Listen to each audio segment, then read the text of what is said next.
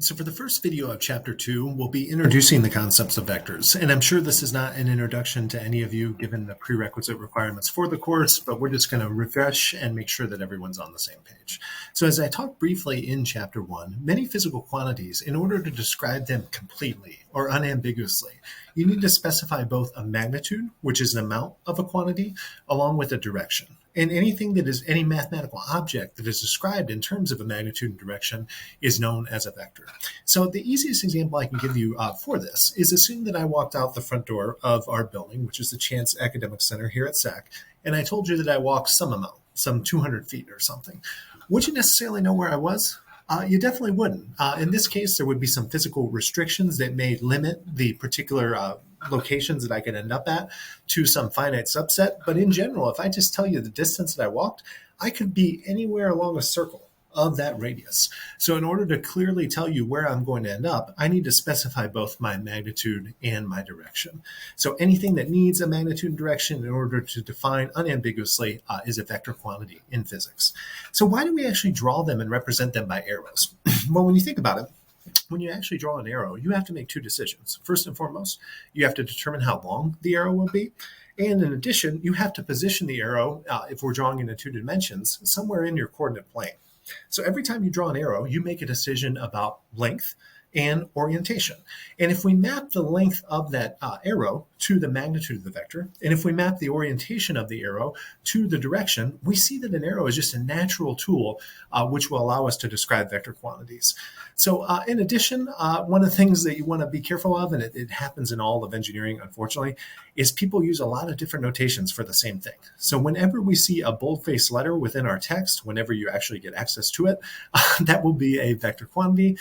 In addition, if we ever see kind of absolute value bars around the vector quantity, we know that that represents the magnitude of that vector. And a little angle symbol in front of the vector quantity will represent the direction of that vector. And of course, to measure direction, you measure usually some type of angular displacement relative to some reference axis. The convention, of course, in mathematics and physics is that it is measured relative to the positive horizontal axis with a counterclockwise positive convention. Unfortunately, are people nice enough to always just denote vectors as boldface letters? Well, of course not. You can also have a letter with a little hat over top of it, as we see over here in the lower right. That would represent a vector too. And of course, anything I write on my .cam and show you, I can't write in boldface well, so that's how I will represent my vectors.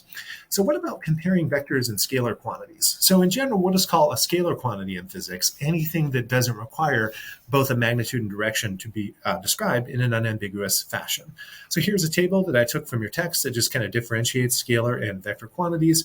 One thing that we want to call out particularly that we'll get to later in Chapter 2 is that when you add scalar quantities, of course, you just follow the traditional rules of arithmetic, but vectors, in order to give or yield a definition of addition that's consistent with physical observations, they have to add, according to the parallelogram law, easy for me to say, a simplified version of which is just the triangle rule or tip to tail addition.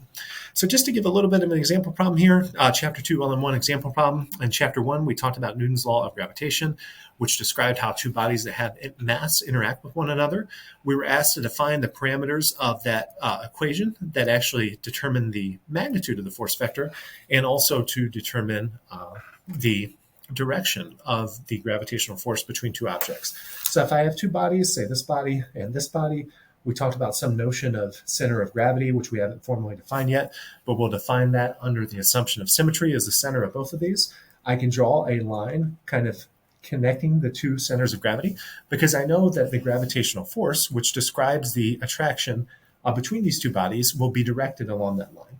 So if you recall, we said that Newton's law of gravity says that the gravitational force between two options was proportional to this proportionality constant, we'll just call kg, the mass of the two bodies divided by the square of the physical distance separating the two, we'll call that r, and directed along the line of action between the two bodies. So our hat is just, usually you might be familiar, and we'll talk about this a little bit later on in this lecture, but if I have a traditional rectilinear coordinate system, just your standard horizontal x and vertical y, we can describe vectors in terms of a decomposition in that coordinate system. So an idea of like an I hat or a j hat, these are unit vectors, and the little hats are what tell us that it's a unit vector.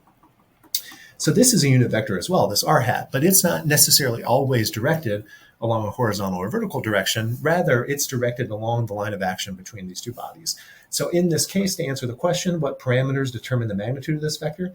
Well, since this is a unit vector and it has a magnitude of 1, the magnitude of this vector will be totally determined by this constant proportionality, the two masses, along with the square of the distance in between the two. So those are the parameters that influence the actual magnitude. And the direction, of course, is just going to be along the line of action between these two bodies. What particularly is the direction? Well, remember, it's an attractive force.